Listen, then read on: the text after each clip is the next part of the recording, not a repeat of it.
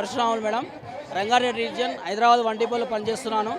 అయితే మాకు కాంగ్రెస్ ప్రభుత్వం అధికారంలోకి వచ్చినప్పుడు ప్రభుత్వంలో ఆర్టీసీని విలీనం చేస్తాము, ఆర్టీసీ కార్మికులకు యూనియన్ను పునరుద్ధరిస్తాము, మీకు రావాల్సిన పే స్కేలు, పేఆర్సీలు, డిఏ బకాయిలు అన్నీ చెల్లిస్తామని చెప్పారు.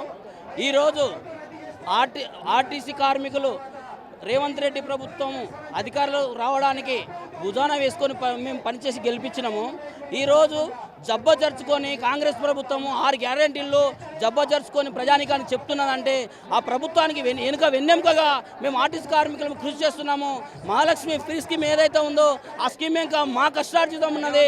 రౌండ్కి ఇంత రక్తం అయిపోతున్నది కానీ మేము ప్రభుత్వానికి అనుగుణంగా ఇంత యాంత్రికంగా ఇంత కష్టపడి పనిచేస్తే మాకు మా కార్మికుల భవిష్యత్తు దినదిన గండం నూరేళ్ళ ఆయుష్ ప్రకారంగా మారింది.